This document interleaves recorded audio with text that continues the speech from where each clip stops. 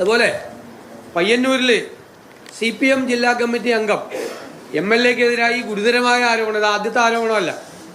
ഇത് പാർട്ടിക്കും ഗവൺമെന്റിനും ഉള്ളവർക്കും ഈ ആരോപണം കൊടുത്തിട്ട് ഒരു കേസ് പോലും എടുത്തിട്ടില്ല എന്നുള്ളതാണ് യാഥാർത്ഥ്യം. CPM എന്താണ്? ഇതെല്ലാം പാർട്ടി കോടതിയാണോ? ഇത് ഗുരുതരമായ ക്രമക്കേടാണ് ഇതിനകത്ത് നടന്നിരിക്കുന്നത്. ജനങ്ങളിൽ നിന്നും പണം പിരിച്ചിട്ട് ആ പണം കട്ടെടുത്തിരിക്കുകയാണ്.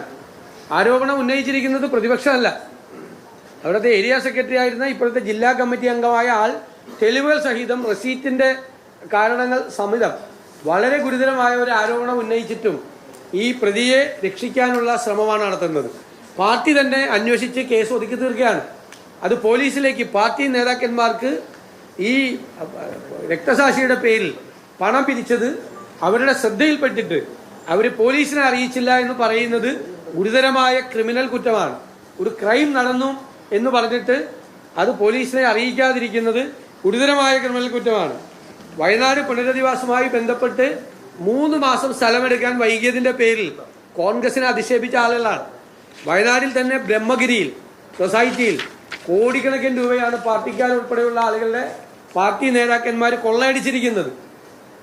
ഇപ്പോ യൂത്ത് കോൺഗ്രസ് പിരിച്ച പണം എവിടെയെന്ന് DYFIക്കാർ ചോദിച്ചു. യൂത്ത് കോൺഗ്രസ് പിരിച്ച പണം കണക്ക് സഹിതം ഒരു KPCC ഏൽപ്പിച്ചു. അത് ചോദിച്ച് DYFIക്കാർ ഒരു രക്തസാക്ഷിയുടെ പണം കവർന്നെടുത്തതിനെ കുറിച്ച് എന്തുകൊണ്ടാണ് മൗനം അവലംബിക്കുന്നത്? ഇത് ഇപ്പൊ ഇയാൾക്കെതിരായി ഭീഷണിയാണ്, അദ്ദേഹത്തിനെതിരായിട്ടുള്ള ഭീഷണി. ഇത് ഈ ആരോപണം ഉന്നയിച്ച ജില്ലാ കമ്മിറ്റി അംഗത്തിനെതിരായി വ്യാപകമായ ഭീഷണിയാണ്. സത്യം തുറന്നു പറഞ്ഞ TP ചന്ദ്രശേഖരന് എതിരെ പോലുള്ള വധഭീഷണി ഈ ആരോപണം ഉന്നയിച്ച ജില്ലാ കമ്മിറ്റി അംഗത്തിലുണ്ടായിരുന്നു. പ്രളയ ഫണ്ടും കോവിഡ് ഫണ്ടും ഒക്കെ തട്ടിയെടുക്കാൻ മടിയില്ലാത്ത പാർട്ടിയാണ് CPM എന്ന് തെളിയിച്ചിരിക്കുന്നത്. കരുവന്നൂരിൽ കോടികളാണ് തട്ടിയെടുത്തത്. പാർട്ടി തന്നെ പ്രതിയായി, CPM തന്നെ കരുവന്നൂരിൽ പ്രതിയായി ഇല്ലേ?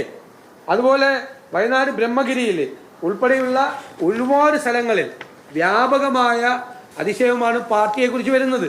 പാർട്ടിയും പാർട്ടിയുടെ നേതാക്കളും പൊതു ഫണ്ട് കൊള്ളയടിക്കുന്നതായിട്ട് ആരോപണം വന്നിട്ട് അതിന് ഒരു അന്വേഷണവും നടത്താൻ, ഒരു തരത്തിലുള്ള അന്വേഷണം നടത്താൻ സർക്കാർ തയ്യാറാവുന്നില്ല എന്നത് പാർട്ടി തന്നെ പോലീസ് സ്റ്റേഷനും പാർട്ടി തന്നെ കോടതിയുമാകുന്ന പരിപാടി നടക്കില്ല.